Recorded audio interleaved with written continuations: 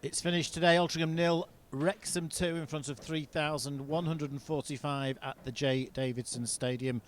Altrincham Manager Phil Parkinson joins us.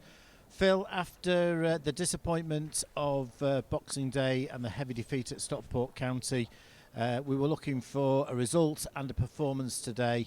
I think we've certainly got a performance. Yeah, I couldn't agree more. I asked for exactly the same thing. It's the first time for a long time, or the entire time that I can remember this season, that we played so poorly at Stockport and we didn't give ourselves a chance in the game. I was very open and honest about that. There's obviously reasons behind that. But we didn't, and the bare minimum the fans here expect, we demand in the change room and as a group is work rate, endeavour, application. That's the bare minimum, take away the quality. And that's what we didn't do at Stockport, and I think you certainly saw that today against another powerhouse in the division, massively big team. That it was always going to be difficult for us to get anything, but I felt we more than did enough to get something out of the game. But as we know, that doesn't always mean you do at this level. So as tough it is to take the result, I'll certainly take the performance. And if we keep seeing them types of performances, which we have done pretty much all season, we haven't always got the result, then we'll be absolutely fine. I know people are really worried at the moment because obviously it looks so bad with the numbers. But as soon as we get through this period, we get people returning. Look what we had on the pitch today, look what we had on the bench. We're bare bones, more COVID cases today, but for some reason we don't get the rub of the green with sympathy from the league. You've just got to get on with it. And so we do, and I thought the lads acquitted themselves superbly well today. Free kick from Ryan Colclough early on, superbly struck. Magnificent execution, but a great save from Rob Lainton. Brilliant save, he made a few. That's what they did better than us today, and something we've got to do better against these bigger teams, or just in general in this division. We made them defend their box really well today. I've watched a number of games of theirs. Very similar to Notts County, not many people create many chances against them because they're so stubborn. We created more than enough chances to score a couple of goals today, but unfortunately we didn't. But that's not what we're defined by. We're defined by the fact that we're conceding two poor goals really. The first one, we knew what the strengths were from set pieces, obviously a ball back across the box, and Hayden's on the end of it, isn't he, on the first one, where we've got to defend that second phase better, and we have done, but you're playing against the best, and the best punish you if you don't get it absolutely right. And then the second one, it bounces off the crossbar and goes anywhere else, but it bounces up nicely for the lad who just heads it over Joel Senior, who's in the right place, just having no luck with things like that at the moment. And when your luck's out, that's how it goes. But the thing is, the lads could have down tools, could have been disheartened with the result at Stockport. Look at how good they were in the second half. I'd like to think they give the fans something to believe in terms of to get behind us. It's not going to be easy for us. It's never going to be an unrocky road for us this season. We're having our turbulent time with results. But if we keep performing like that, listen, we'll be absolutely fine this season.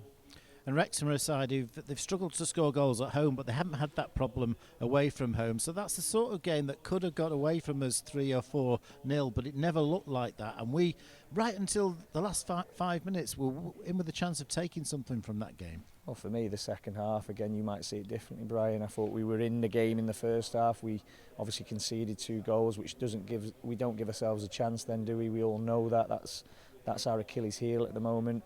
But in the second half, we were all over them. We created far more than what they did. I know Tomo, he's come out with man of the match along with Ryan because he made some good saves at points in the game, but that's what he's expected to do. He didn't do enough of that the other day, but he did it today. He did it superbly at Notts County, and that's what Tony's there to do. And Ryan was a constant threat. I mean, Ryan's absolutely shining at the moment. It's just unfortunate that things aren't going his way either in front of goal, so he's gone through there. An unbelievable block. I don't know how the lads stopped that going in. And as you said, from the free kick, a good save. But overall, the level of performance was massively improved under very difficult conditions as well. Remember, our lads had played 24 hours prior to that.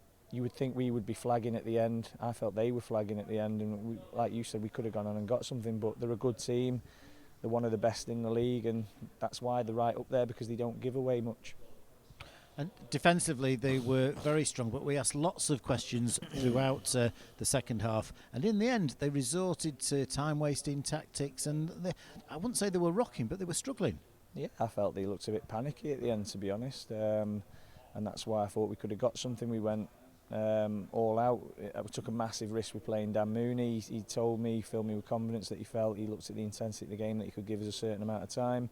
So taking off another midfielder, having Hanks, AJ, Ryan on, Dan Mooney, we couldn't have done anything more from an offensive point of view, and we just couldn't get that little bit of luck we needed. I mean, the chances we've had, I mean, Dean's had one on the edge that he's turned wide. Another day he has a touch there and drives that in. As I said, Ryan's gone through. The one where Jake's headed it back across and it's fallen to Hanks' feet. Another day he just hits that in first time. It bounces off his shin and goes out.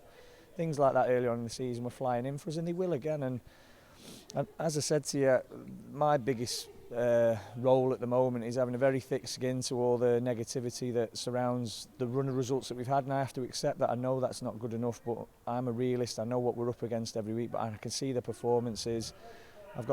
You've got to have a kind of sixth sense in this role as well. You have a feel for the change room. The changing room is absolutely bang on. They're devastated in there, but they can see that there is light at the end of the tunnel. It was never going to be easy this season. We're having that tough time now. Hopefully, when we get through this halfway point, we've got a certain run of games where we've got to be looking to take them performances and get them results that we'll need, that will fire us up the league a little bit more. But at the moment, it is hard. It doesn't get any easier. Have Stockport again. With the lads perform like that, why can't we get anything?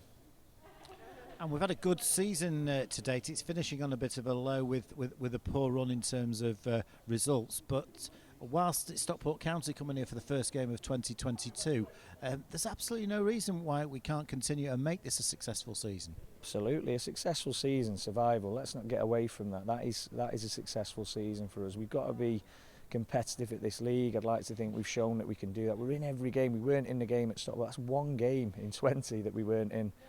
We've gone out of all the cups, which makes it even doubly hard. But listen, we've had years and years of success here since we've been here. It's been great. We've not had this. Unfortunately, we're having it now, and it's going to happen. We're at a level of football where we're not going to get everything our own way. It's going to be really tough for us. And as I said in the last interview, by the way, a special mention to the fans. I think the lads were a bit dubious about going over because apparently they got a bit of stick, and again, rightly so at Stockport. But the fans were brilliant. I could hear them cheering all the way, and that's all I ask. Cheer us on. We want to give you that respect to them. We'll always go over and clap you. They clapped us off, and do you know what? That makes them want to go again. That shows how a club is together. I know it's hard. It's not a bad run of results. It's a horrific, diabolical run of results. But it could have been far different if things had gone for us, and they will. We've just got to keep believing. I can see it in the performances. There's things we've got to do. There'll be reinforcements coming in. We've not been able to do it for the window, and other clubs not wanting to move players out for certain reasons.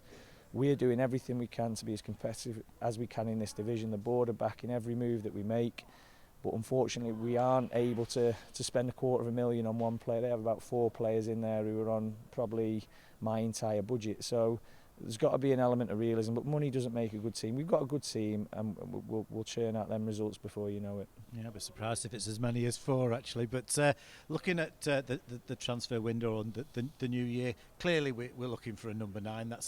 That's a given. And we haven't found the man yet, but that's got to be a priority for the start of 2022. Absolutely, yeah. I mean, that's something we're certainly looking at. And there's a couple of other positions as well, because hey, we are shedding goals, and I've got to recognise that. So people keep saying about the forward, they're absolutely right. In the tighter games, we need that person. But again, when you're looking, you say not many of them. I think you'd be wrong there, Brian. I think there's about 3 or 4 who they've paid for, who cost a lot of money, and certainly more than what I've got in terms of budget-wise. But what I am trying to say is, we can't always afford them players who are going to make that massive impact. We've got to develop players, pick players who are maybe on the way down, and that's what's difficult for us. But it's a challenge, and it's a challenge I relish. I know what this job is, and I'd like to think for the vast majority of the season, I know it's tough now, we've done well with what we've got, and the lads have been punching above the weight all season. They'll continue to do that, but we do need some reinforcement, some strength, and the board are trying to back us the best way they can. That's the thoughts of Altrincham manager Phil Parkinson after the final game of 2021 ended Altrincham 0, Wrexham 2. Stockport County here on Monday, January the 3rd for a 3 p.m. kick-off to kick off 2022.